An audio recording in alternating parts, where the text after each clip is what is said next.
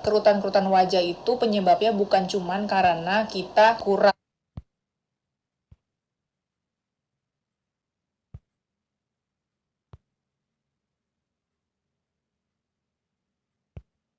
كانوا قليلا من الليل ما يهجعون. Bersedekah, silakan diambil mereka untuk modal kawin lagi. Yang kalian sedekahkan itulah yang akan mengalir menjadi amal jariyah. Siapa itu orang yang mendapat hidayah? Man innama ya'muru masajidallah, sudah. Man amana billah, sudah. Rupanya Ustadz Somad selip membaca ayatnya, jamaah pula segan mengingatkan, padahal ayatnya ada di atas. Itu dia, innama ya'muru masajidallah man amana billah wal yaumil akhir. Dunia ini akan berakhir. Kita ini macam bunga kuntum, mekar, harum, wangi, layu, mati. Ada bunga yang tak layu-layu Pak Ustaz? Mana? Bunga kaca. Ini bunga mati. Kita bukan benda mati. Yang dulu ulama-ulama besar, raja-raja utama, Sultan Mahmud Badaruddin, mana dia sekarang? Meninggal dunia. Tapi orang bangga menyebut dia. Kenapa? Karena dia pro kepada. Sampai sekarang di Riau, di Kabupaten Pelalawan, bukunya masih tetap dibaca. Nama kitabnya Sayrus Salikin. Sayr, perjalanan. Salikin, orang yang berjalan menuju Allah subhanahu wa ta'ala. Bapak Ibu pergi ke Masjid Raya Kabupaten Pelalawan, Provinsi Riau, masih dikaji kitab Sayrus Salikin. Dulu Ustadz Muhammad Sani namanya, Ketua Majelis Ulama yang membacakan kitab itu. Kitab ulama Palembang masih dibaca di Riau sampai hari ini. Sayrus Salikin, Syekh Abdul Somad Al-Falembani. Tapi dia bukan cuma pandai baca kitab. Syekh Abdul Somad Al-Falembani cuma baca kitab di masjid. Tidak. Dia dengar ada kerajaan di Malaysia, namanya Kerajaan Kedah, berperang dengan Siam. Siam itu Thailand. Thailand berperang dengan Kedah. Ditinggalkannya Palembang, pergi dia ke sana berjihad fi sabilillah. Ternyata ulama-ulama dulu adalah ulama yang siap perang, siap membela Islam, melawan orang yang menghancurkan Kedah, kerajaan Melayu Islam. Terbang dia ke sana. Ulama besar dari Makassar, Syekh Yusuf Al-Makassari, Tajul Khalwati, melawan Belanda, dicampakkan Belanda ke Cape Town, Afrika Selatan.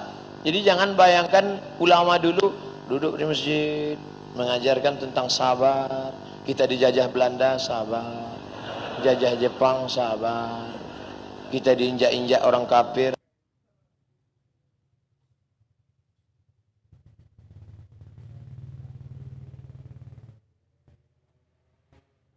dikatakan radikal, dikatakan keras, dikatakan teroris.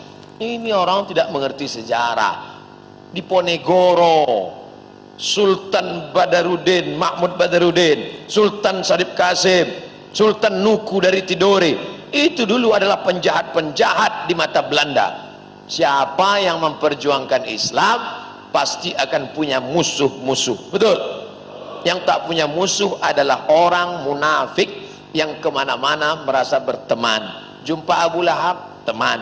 Wa idza khalau ila syayatinihim, kalau mereka berjumpa dengan setan-setan mereka, qalu, mereka berkata, inna ma'akum, kami dengan geng kalian setan. Kalau jumpa dengan orang beriman, kami dengan kalian. Jumpa dengan setan, kami dengan kalian. Bermuka dua, muzabzabina baina dzalik, la ilaha ula wa la ilaha ula.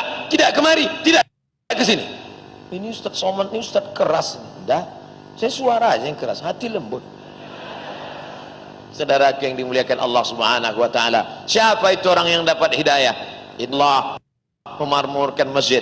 Man amana billah, la ilaha illallah, tauhidnya bagus, wal yaumil akhir, percaya kepada dunia akan berakhir, kita akan mati, tinggal semua ini semua yang akan dibawa iman dan amal soleh. Wa aqamas shalah, rajin istiqomah salat, wa ataz zakah, membayar zakat. Yang terakhir, yang keenam, walam yakhsha illallah. Takutnya sudah hilang, tak lagi ada takut dalam hatinya, karena takutnya sudah habis hanya kepada Allah. Orang yang korupsi, kalau ditanya tanya lagi, Bapak korupsi itu kenapa? Takut nanti pensiun tak punya rumah, tak punya mobil, tak punya kebun sawit, tak punya kebun karet, tak punya kos-kosan, takut anak tak bisa kuliah, takut dunia membuatkan orang menghalalkan yang diharamkan Allah. Makanya ditulis di sini besar-besar, walam yakhsha illallah. Itu dia, walam yakhsha illallah. Sengaja pas di atas saya ini dibuat, walam yakhsha illallah. Oh, jadi itu tulisannya Pak Ustaz. Itulah tulisannya. Kami sangka semen-semen aja nih Pak Ustaz. Sengaja ini kaligrafi yang dipilih supaya apa? Supaya semua orang Pertamina di sini tahu bahwa dia mengukur dirinya, aku ini termasuk orang yang sudah dapat hidayah atau tidak. Alhamdulillah Ustaz, setelah Ustaz jelaskan 66 sifat ini ada dalam diri kami, alhamdulillah. Satu pun tak ada, na'udzubillah. Baru ada 3, tambah lagi. Kami tak berdaya, la haula wala quwata illa billah. Jangan takut menghadapi hidup, walam yakhsha illallah. Makanya ibu-ibu itu paling kuat dia. Meninggal suaminya, anaknya ada 3, tak ada dia takut. Tak menangis dia waktu suaminya meninggal. Ibu tak nangis, tak takut masa depan. Tidak Pak Ustaz. Kenapa? Banyak harta warisannya. Tak nangis ibu, tidak. Kenapa tak nangis? Udah lama aku tunggu. Bapak ibu yang dimuliakan Allah, siapa yang tak ada rasa takut dalam hati? Kita tetap takut. Yang membuang takut itu Allah. Ala inna awliya Allah. Kalau sudah kalian dekatkan diri kepada Allah, bagaimana sifat orang itu? La khaufun alaihim wala hum yahzanun. Dicabut Allah takut, dicabut Allah sedih. Itulah yang merusak hati orang modern. Takut, sedih. Penyakit stres, depresi, jantung koroner, diabetes meletus, asam urat naik gara-gara terlampau takut, sedih. Apa beda takut sama sedih? Sedih terhadap masa lalu, takut terhadap masa depan. Yang kuliah takut tak selesai S1. Yang sudah S1 takut tak kerja. Yang udah kerja takut di PHK. Yang udah kerja takut tak bisa nikah. Yang udah nikah takut tak punya anak. Yang udah punya anak takut tak bisa nikah sekali lagi. Istri pertamanya meninggal, ibu mau marah. Takut terhadap masa depan. Maka menghilangkan takut itu dengan apa? Falyabudu rabb hadzal bait. Banyak-banyak engkau beribadah di rumah Allah ini. Kalau engkau banyak beribadah, Allah janjikan 2. Apa dia?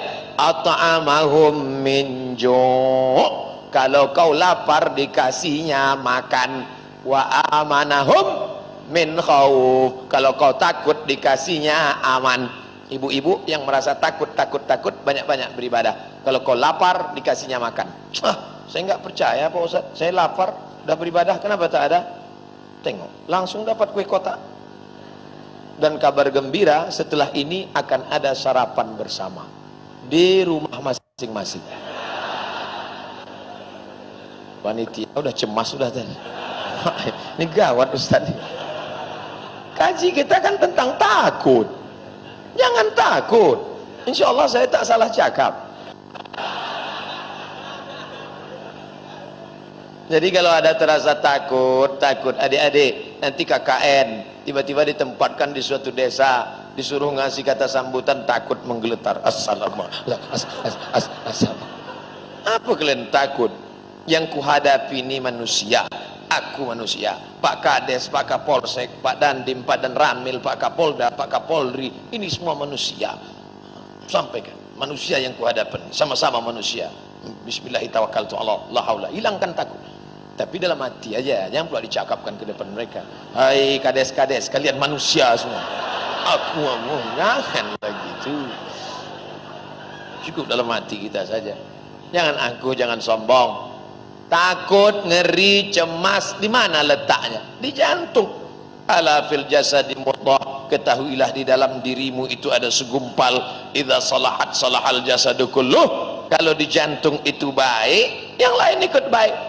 Kalau sudah jantung bermasalah, maka yang lain ikut bermasalah. Makanya Bapak Ibu dengar kabar Syanu meninggal mendadak kemarin. Kenapa? Sakit jantung. Pernah tak dengar Syanu meninggal kenapa? Kena kurap